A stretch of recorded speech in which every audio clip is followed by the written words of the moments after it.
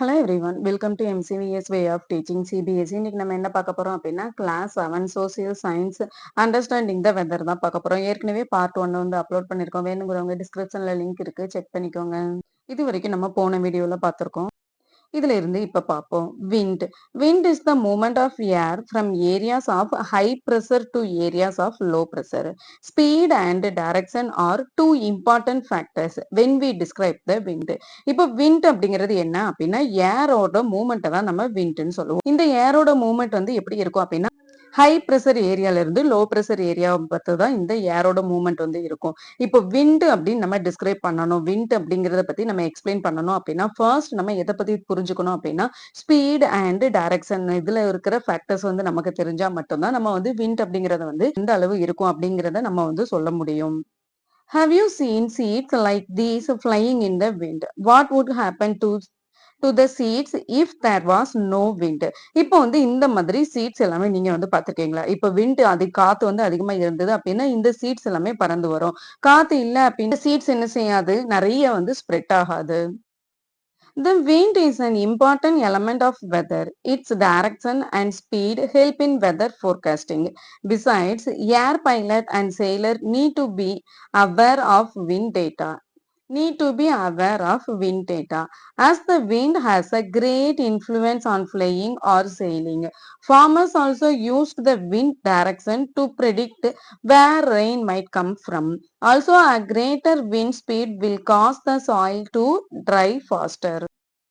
இப்ப நம்ம வெதர்ன்னு எடுத்துட்டோம் அப்படின்னா அதுல இருக்க ஒரு இம்பார்ட்டன்ட் எலமெண்ட் என்ன அப்படின்னா இந்த விண்ட் தான் சொல்லலாம். இப்ப நம்ம வெதரை பத்தி ஃபோர்காஸ்ட் பண்றோம். வெதர் வந்து இப்படிதான் இருக்கும், நாளைக்கு வந்து இந்த மாதிரி காத்து இருக்கும், நாளைக்கு வந்து இந்த மாதிரி மழை இருக்கும் அப்படிங்கறத ப்ரெடிக்ட் பண்றதுக்கு ஏரோட டைரக்ஷன் அண்ட் ஸ்பீடு தான் வந்து வெதரோட ஃபோர்காஸ்ட்ல வந்து ரொம்ப பெரிய இம்பார்ட்டன்ட் ரோல் வந்து பிளே பண்ணுது.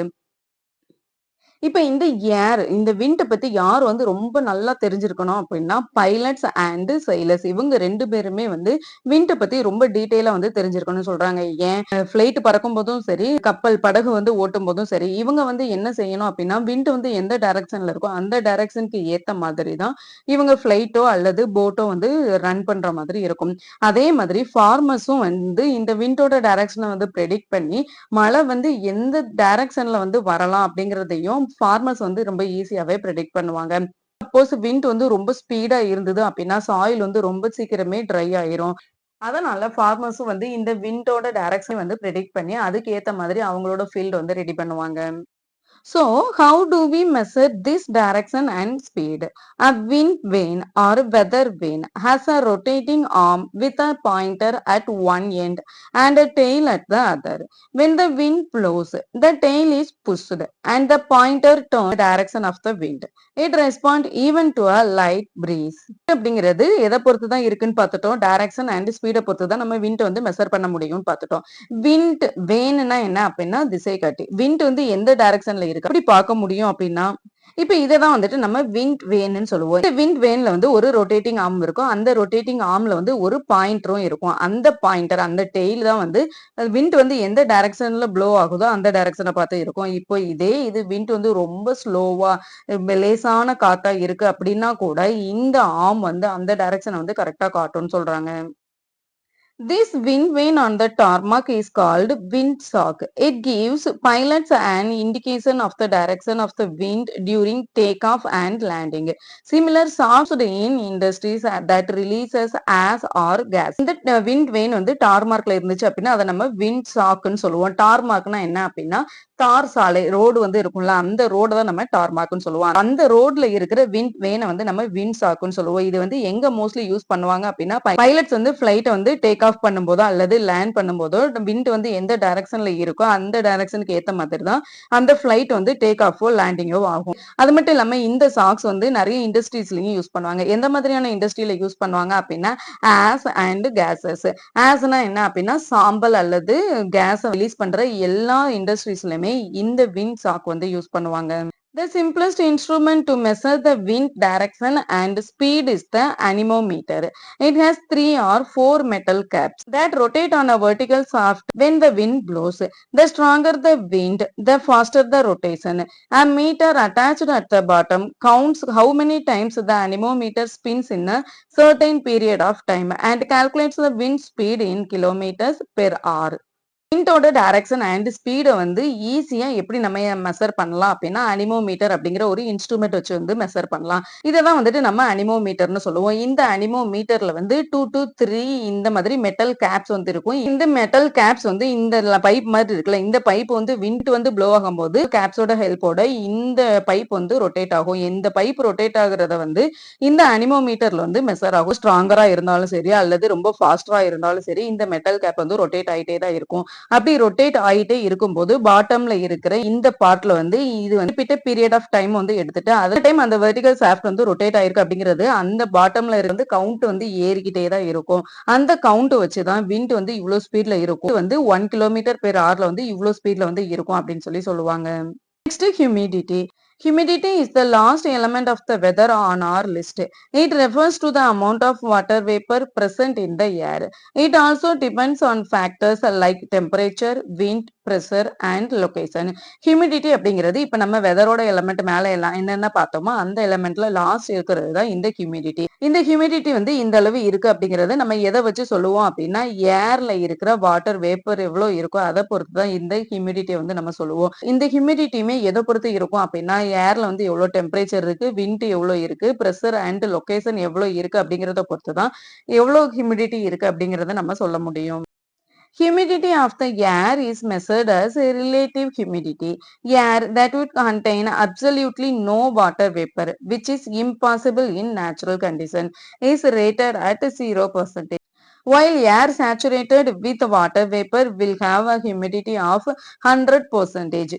In practice, dry weather has a relative humidity range between 20 and 40, while humid weather falls between 60% and 80% relative humidity. Humidity வந்து எப்படி மெஷர் பண்ணுவோம் அப்படின்னா ரிலேட்டிவ் ஹியூமிடிட்டி அப்படின்னு சொல்லி தான் மெஷர் பண்ணுவோம். வாட்டர் வேப்பர் வந்து இல்லவே இல்லை அப்படின்னா அதை நம்ம என்னன்னு சொல்லுவோம் அப்படின்னா 0% ரேட்டட்னு சொல்லுவோம். ரிலேட்டிவ் ஹியூமிடிட்டி வந்து 0% இருக்குன்னு சொல்லுவோம். சப்போஸ் ஏர்ல வந்து நிறைய வாட்டர் வேப்பர் இருந்தது அப்படின்னா அதை வந்து நம்ம 100% ஹியூமிடிட்டின்னு சொல்லுவோம். ஆனா எப்போதுமே வந்து வெதர் வந்து ட்ரையா இருந்தாலுமே ரிலேட்டிவ் ஹியூமிடிட்டியோட ரேஞ்ச் வந்து எவ்வளவு இருக்கும் அப்படின்னா 20%ல இருந்து 40% வந்து இருக்கும். 0% இருக்க வாய்ப்பு வந்து ரொம்ப கம்மி தான். மழை பெஞ்சிட்டே இருக்கு, வெதர் வந்து எப்போதுமே கூலிங்கா இருந்துட்டே இருக்கு. அந்த டைம்ல ஹியூமிடிட்டி வந்து எவ்வளவு இருக்கும் அப்படின்னா 60 to 80% வந்து ரிலேட்டிவ் ஹியூமிடிட்டி இருக்கும்.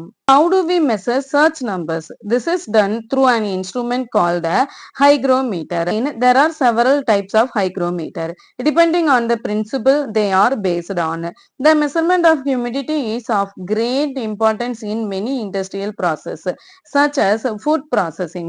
Museum also monitor humidity as they need to maintain a dry environment to preserve their exhibit.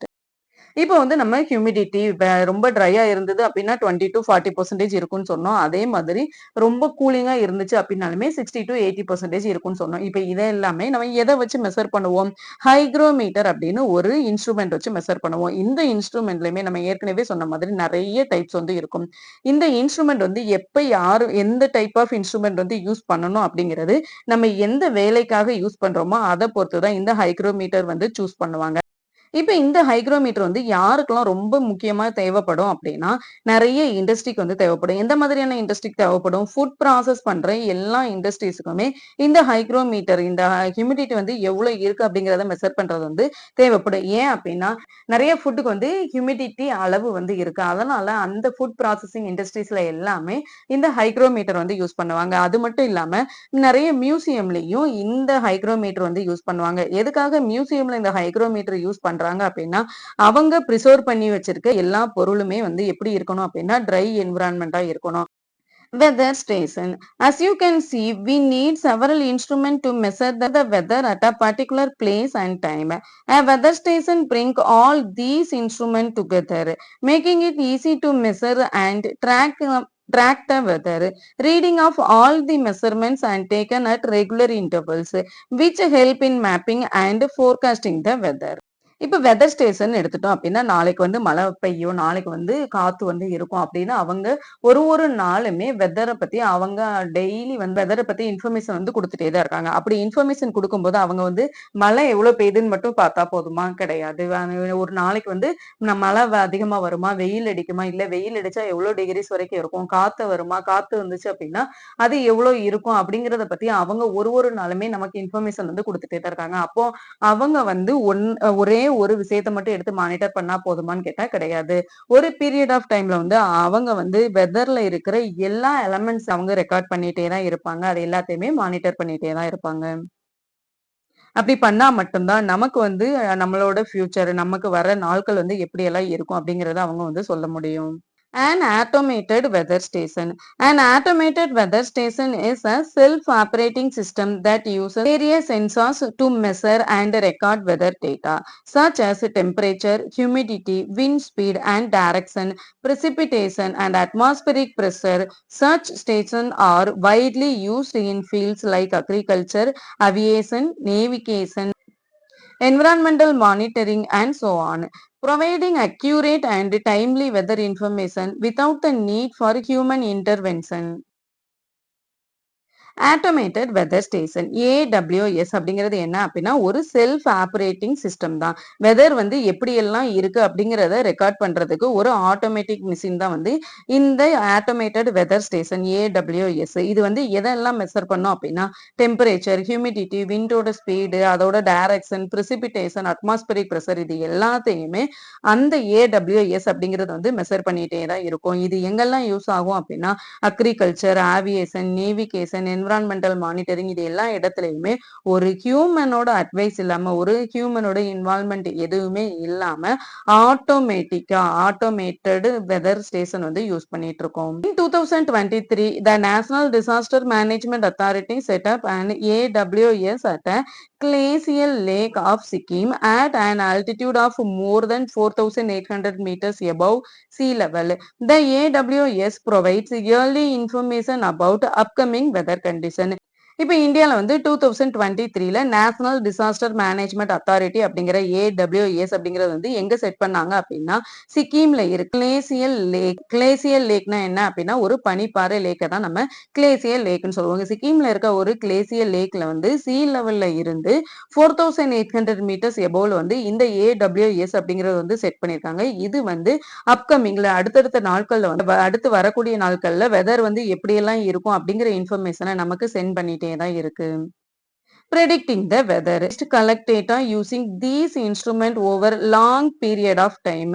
They study the data and use science to try and predict weather. Such prediction are very important nowadays as climate change make extreme weather such as drought, flood, cyclone, etc. more frequent. மெட்டிராலஜிஸ்ட் வந்து இந்த instrument எல்லாத்தையுமே வச்சு ஒரு period of டைம்ல வந்து weather வந்து எப்படியெல்லாம் இருக்கு அப்படிங்கிற இன்ஃபர்மேஷன் வந்து அவங்க கலெக்ட் பண்ணிட்டே தான் இருக்காங்க. அதை வந்து ஸ்டடி பண்ணிட்டே தான் இருக்காங்க. இந்த மாதிரி வெதர்ல வந்து சில நேரங்கள்ல எக்ஸ்ட்ரீம் சேஞ்ச் வந்து இருக்கும். ஃபார் எக்ஸாம்பிள் ட்ராட்ஸ் வரலாம், ஃபிளட் வரலாம், சைக்ளோன் வரலாம். இந்த மாதிரி நிறைய வெதர் சேஞ்சஸ் வந்து இம்மிடியேட்டா நடக்கும். இது எல்லாமே நடக்கும்போது அதுல இருந்து நம்ம ப்ரிகாஷன் முன்னாடி வந்து அதுல வந்து நம்ம ரொம்ப பாதுகாப்பா நம்ம நிறைய முன்னேற்பாடுகள் நிறைய ப்ரிகாஷன் எல்லாமே பண்றதுக்கு இந்த இன்ஃபர்மேஷன் வந்து நமக்கு ரொம்பவே ஹெல்ப்ஃபுல்லா இருக்கு. மழை பெஞ்சுட்டே இருக்கு அப்படின்னா சில நேரம் என்ன செய்வாங்க, இங்க வந்து ரெட் அலர்ட் இருக்கு, இங்க வந்து ஆரஞ்சு அலர்ட் இருக்கு, இங்க வந்து எல்லோ அலர்ட் இருக்கு அப்படின்னு சொல்லுவாங்களே. இந்த மாதிரி ரெட், கிரீன், எல்லோ, ஆரஞ்சு இந்த மாதிரி அலர்ட் இருக்கிறதுக்கான இந்த மாதிரி கலர்ஸ் ஏன் வந்து சொல்றாங்க அப்படிங்கிறத பார்ப்போம். கிரீன் இருந்தது அப்படின்னா அங்க வந்து நோ வார்னிங்னு சொல்லுவாங்க. எல்லோ இருந்தது அப்படின்னா வாட்ச், பி அப்டேட்டட், சீக்கிரமே வந்து நாங்க இதுல வந்து எப்போ வேணா எந்த சேஞ்சஸ் வேணா நடக்கலாம், இதுல வந்து நாங்க அப்டேட் பண்ணிட்டே இருப்போம்னு சொல்லுவாங்க. ஆரஞ்சு கலர் அப்படின்னா அலர்ட்டா இருக்கணும், பி ப்ரிப்பேர்டா இருக்கணும்னு சொல்லுவாங்க. ரெட் கலர்ல இருந்தது அப்படின்னா இது வந்து வார்னிங், டேக் ஆக்ஷன், உடனே வந்து ஆக்ஷன் வந்து எடுக்கணும். இங்க வந்து இப்போ மழை பெய்யும்னு சொல்லியிருக்காங்க அப்படின்னா ரெட் அலர்ட்ல இருந்துச்சு அப்படின்னா அங்க வந்து அதிகமான மழை பெய்யும். சோ நம்ம எல்லாத்துக்குமே அலர்ட்டா இருக்கணும். நிறைய ப்ரிகாஷன்ஸ் வந்து பண்ணிருக்கோம். இதுல வந்து நெறைய சிம்பிள்ஸ் அண்ட் அந்த சிம்பிள்ஸ்க்கான மீனிங் என்னன்னு குடுத்துருக்காங்க. இதையும் தெரிஞ்சு வச்சுக்கோங்க. Accurate prediction help us to be ready for such events. They also enable local governments to mobilize resources and prepare for any disaster. For example, if stormy weather is expected at sea, women are warned about venturing out in their boats. On or an entire coastal area might have to be evacuated if a cyclone is expected. இந்த மாதிரி accurate prediction இருக்கிறதுனால நம்ம எந்த மாதிரி எல்லாம் இருக்கிறோம் அப்படின்னா local government வந்து இப்போ ஒரு ஏரியால வந்து நிறைய காத்து வரும், நிறைய மழை வந்து பெய்யும் அப்படின்னா அதுக்கு ஏத்த மாதிரி அவங்க ப்ரிகாஷன்ஸ் அதுக்கேத்த மாதிரி இப்போ நிறைய மழை பெஞ்சிட்டே இருக்கு, கண்டினியூஸா பெஞ்சிட்டே இருக்கு அப்படின்னா வெளியில போய் அவங்களால தேவையான ஃபுட் எதுவுமே கிடைக்காது. அப்ப அந்த லோக்கல் கவர்மெண்ட் வந்து என்ன செய்வாங்க அப்படின்னா அவங்க எல்லாருக்குமே தேவையான ஃபுட் வந்து அரேஞ்ச் பண்ணி கொடுப்பாங்க. இப்ப இது ஃபிஷர்மேன் எல்லாமே போட்ல வந்து மீன் பிடிக்க போயிருக்காங்க. அங்க வந்து இந்த மாதிரி ஸ்டோம் வந்து வரும் அப்படின்னா ஃபிஷர்மேன் எல்லாருமே போட் எடுத்துட்டு உடனே வெளியில வர சொல்லி அவங்களுக்கு வந்து இன்ஃபர்மேஷன் நம்ம கொடுக்குற மாதிரி இருக்கும். இந்த சப்போஸ் நிறைய ஸ்டோம் வந்து வருது, புயல் வந்து நிறைய இருக்கும், மழை காத்து எல்லாமே நிறைய இருக்கும் அப்படின்னா அந்த கோஸ்டல் ஏரியா ஃபுல்லாவே கடலோர மக்கள் எல்லாரையுமே அங்க இருந்து ஒரு பாதுகாப்பான இடத்துக்கு வந்து கூட்டு வந்துட்டு அதுக்கப்புறம் எப்போ வந்து மழை அந்த காத்து எல்லாமே சரியாகுதோ அதுக்கப்புறம் தான் அவங்க வந்து அவங்க வீட்டுக்கு போவாங்க. இது எல்லாமே நம்மளால எப்படி வந்து பாதுகாக்க முடியுது அப்படின்னா, இந்த கரெக்ட்டான அக்யூரேட் பிரெடிக்ஷன் இருக்கிறதுனால மட்டும் தான் நம்மளால இது எல்லா பிரிகாஷனுமே பண்ண முடியுது. இதோட இந்த லெசன் வந்து முடிஞ்சுச்சு. நெக்ஸ்ட் வீடியோல பார்ப்போம். தேங்க் யூ ஃபார் வாட்சிங் எம்சிபிஎஸ் வே ஆஃப் டீச்சிங் சிபிஎஸ்இ.